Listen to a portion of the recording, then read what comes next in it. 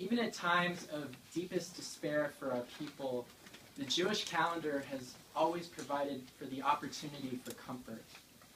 The story takes place during Hanukkah 1943. A father and son are trying to celebrate together in one of the Nazi death camps, as they are two of the very few spared from the gas chambers and crematoria to do slave labor. The father, eager to mark the Jewish holiday of light and redemption, a holiday that has particular significance given the darkness of the times, has tried to save the butter from their daily rations of bread to create a makeshift candle to celebrate Hanukkah. His joy at performing an act of spiritual resistance quickly turns to devastating disappointment as his candle made of butter sputters out before it can even get lit.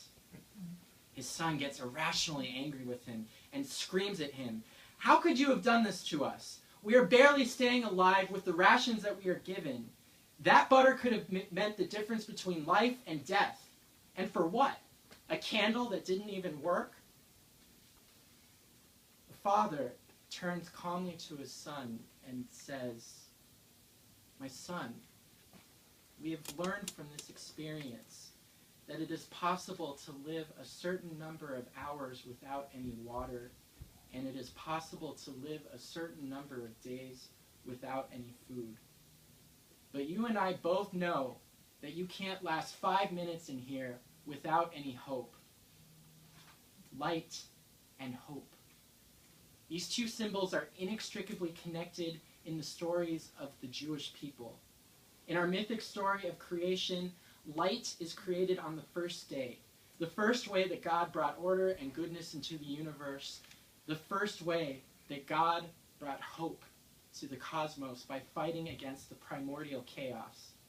It is through the light of fire that God first appeared to Moses in the bush on Mount Sinai, the moment that marked the beginning of our redemption from slavery to Pharaoh.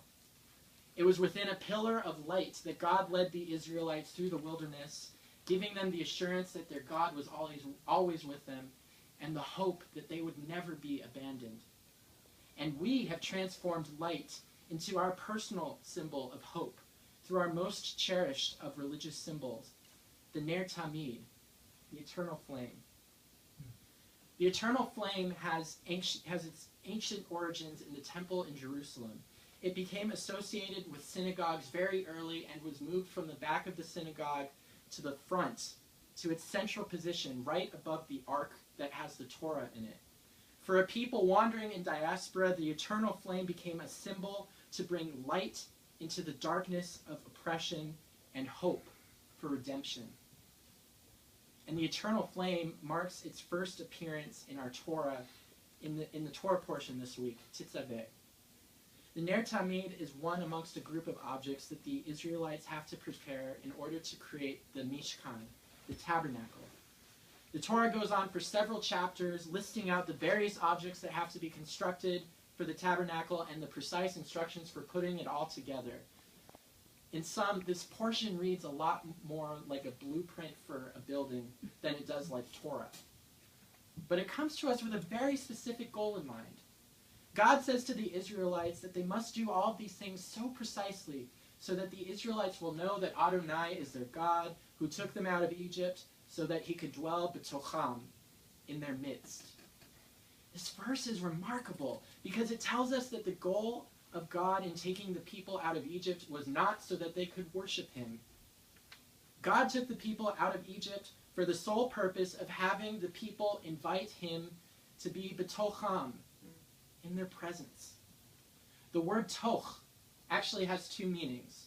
The first of these meanings is the plain one. God wanted to dwell betocham, in their presence, to remind his people of his love and care for them. The second meaning, though, is pretty juicy. The second meaning is that God wanted to dwell betocham, within them, in the innermost depths of their souls. Exodus Rabbah, a rabbinic commentary on the Torah that we just read in our Torah study, explains to us that the eternal flame is not only a reflection of the heavenly lights, but it is the light that God cherished more because it symbolizes our desire for a deeply intimate connection with our God. For us to kindle the light of hope in our communities, we cannot let the eternal flame just be that external light there. It also has to be a light that we kindle in our very souls. Bringing God into our midst and maintaining that connection with the divine is the major expression of what it means to be Jewish. The Torah tells us that it is our commandment to be an Am Kadosh, a holy people, because God is holy. So it is through our very lives that godliness is brought into this world. This is a belief shared by all Jews, from the most frum Orthodox to us in the Reform movement. The major differences that we have between us stem from what it means to us to create a holy community. How do we go about the sacred work of kindling the light of hope for ourselves and for the world? The major debates in recent years that have caused Reform Jews to break from Orthodoxy stem from two major themes: inreach and outreach. Living in America has provided the Jews with unprecedented opportunities. For the first time, the Jews could live in a society that prohibited people from telling them who they are and who they could associate with. Jews were never ghettoized in this country and have achieved a certain level of normalcy. Because of this, and because of changes in perspective that we gained from the feminist revolution and from the civil rights era, new issues have emerged in our community that have never existed before. Before modernity, a Jew marrying a non-Jew was a sociological impossibility. Now it is the norm. So now we have to deal with the question of where we draw the line in our community as to who is in and who is out. How do we hold on to our tradition while holding on to our modern sensibilities? These are tough issues for us Jews, because it is precisely because of our stubbornness against assimilation and our propensity to draw a strict boundary between us and between the rest of society that we have survived for 3,000 years. But we Reform Jews have broken from tradition by not letting modernity be an existential threat to us. It is an opportunity for us to use our modern values to allow the light of hope that we cherish to burn all the stronger. We've gone out on a limb and welcomed interfaith families into our midst without insisting that the non-Jewish spouse convert. We have decided that children of a Jewish father and a not Jewish mother are still Jews, even though it goes against Jewish law. And we have been on the forefront on the fights for inclusivity for gay and lesbian people, going against many of our sacred texts. These positions have often put us in the Reform movement in the deep minority in terms of world Jewry, and created significant rifts between us and the rest of Jews. But for us Reformed Jews, we knew that bringing God into our presence and creating a spiritual tabernacle for us to commune with the most sacred meant that our communities had to live out our most cherished of ideals in inclusivity. Not only has drawing boundaries for our community proven controversial for us Reformed Jews, but so has our propensity to break outside of those boundaries. For decades, we have been debating the issue of exactly where does our circle of concern extend to. Do we take care of our own first, or do we respond to the calls of the needy, whether or not they're Jews? The Holocaust proved to us that we cannot be entirely universal in terms of our circle of concern. If Jews do not take care of other Jews, then our very existence could be put at risk. However, Reformed Jews time and time again have insisted that survival is not the sole reason that we were put on this planet. Our communal suffering as Jews is not a reason to cut ourselves off from the rest of humanity. It is the exact thing that animates us to fight to redeem humanity.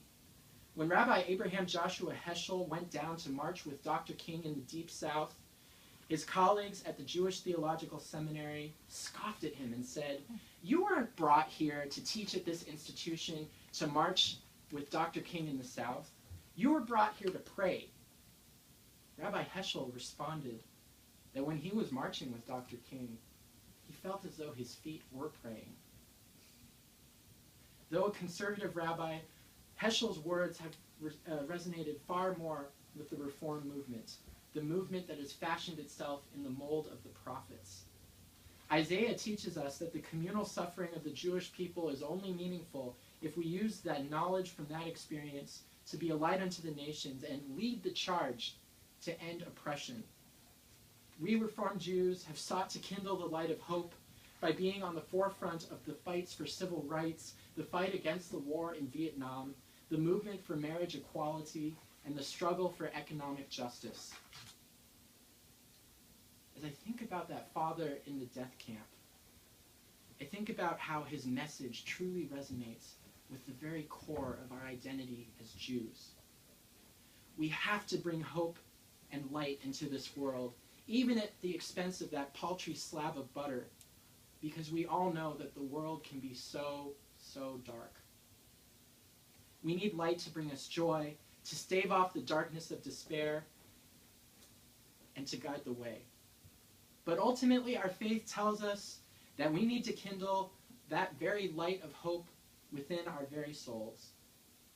Like a candle flame, constantly reaching up beyond itself, so must we seek for our souls to reach upward, beyond ourselves, and towards the sacred. Shabbat Shalom. Shabbat Shalom. We now invite John.